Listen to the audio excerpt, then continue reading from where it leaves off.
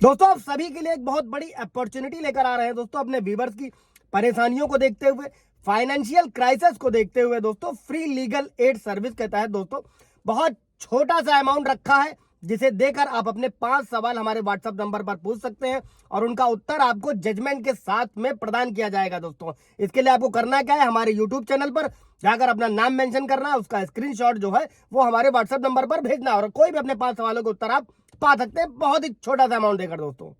दोस्तों 498 है जो नए कानून में BNS 85 है दोस्तों, और इसका इस्तेमाल आजकल महिलाएं इसे भरण पोषण यानी कि मेंटेनेंस पाने के लिए एक हथियार के रूप में इस्तेमाल कर रही हैं दोस्तों। और वो महिलाएं करती क्या है कि पति के परिवार के बाकी सदस्यों को भी इसमें शामिल करती हैं दोस्तों। और क्या आप 498A के बारे में दोस्तों जानना चाहते हैं? क्या 498A जमानती है? क्या कोई 498A के तहत अपने पूरे परिवार को जिसे निशाना बनाया गया उसे बचा सकता है? क्या भारत में अभी भी दहेज प्रथा प्रचलित है दोस्तों?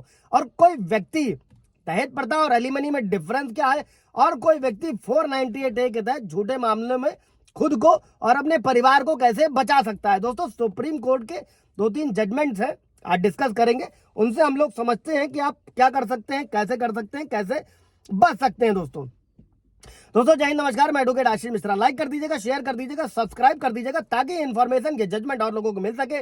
जजमेंट की कॉपी चाहिए होगी कमेंट कीजिएगा, आप अपॉइंटमेंट भी बुक कर सकते हैं, बात कर सकते हैं, सलाह ले सकते हैं। जजमेंट की कॉपी भी आप व्हाट्सएप के थ्रू पा सकते हैं। दोस्तों पहला केस उठाते हैं दोस्तों, मिर्जा इकबाल बनाम यूपी राज्य, और ये सुप्रीम कोर्ट का हालिया फैसला है, 3 साल पुराना है, 14 दिसंबर 2021 का दोस्तों। और FIR में क्या था, पत्नी ने न केवल पति पर बल्कि उसके पूरे परिवार पर भी केस दर्ज कराया था दोस्तों। और दूसरे पक्ष ने इसे हाईकोर्ट में चुनौती दी, लेकिन कोई सुनवाई नहीं हुई, और जिसके बाद यह मामला सुप्रीम कोर्ट पहुंचा दोस्तों।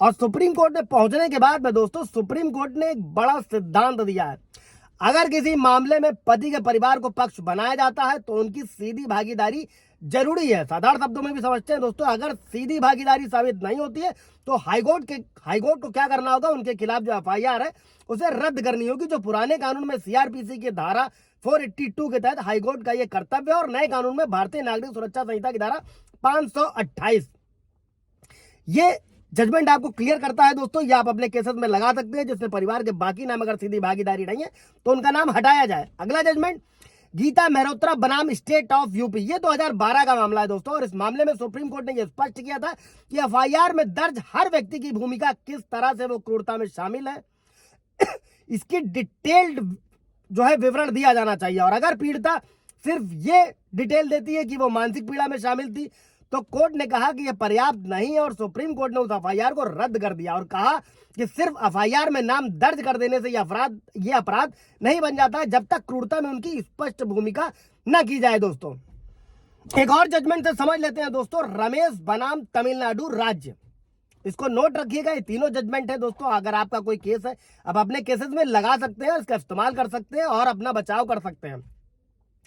इस मामले में क्या हुआ था दोस्तों कि पक्ष ने भाभी के खिलाफ मामला दर्ज कराया, यानी कि पत्नी ने कराया होगा, पति की वाइफ ने, और भाभी पहले से शादीशुदा थी और पीड़िता के साथ नहीं रह रही थी, और इसीलिए इस मामले में सुप्रीम कोर्ट ने हाई कोर्ट को अतिरिक्त सावधानी बरतने की सलाह दी दोस्तों। और इस मामले में सुप्रीम कोर्ट ने FIR को रद्द कर दिया और दोबारा सुझाव दिया कि हाई कोर्ट में याचिका दायर करते समय पक्ष को हमेशा ये डिटेल्ड विवरण दिया जाना चाहिए कि संबंधित पक्ष एक ही छत के नीचे नहीं रह रहा है। दोस्तों कोई सवाल जवाब होगा इससे रिलेटेड तो कमेंट में पूछेगा और ब्रीफ कर दिया जाएगा, क्लियर कर दिया जाएगा। दोस्तों अभी अगर दोस्तों अगर BNS 85 498 की झूठी FIR हो गई तो उससे कैसे बचना है? दोस्तों अग्रिम जमानत का प्रावधान है। सबसे पहले अगर आपको लग रहा है तो अग्रिम जमानत के लिए आवेदन करना चाहिए, और अग्रिम जमानत तो आपको जेल जाने से बचा सकती है। आप इसे सेशन कोर्ट से प्राप्त कर सकते हैं। अगर सेशन कोर्ट इनकार करता है तो आप हाई कोर्ट जा सकते हैं, 482 CRPC में इसकी व्यवस्था है।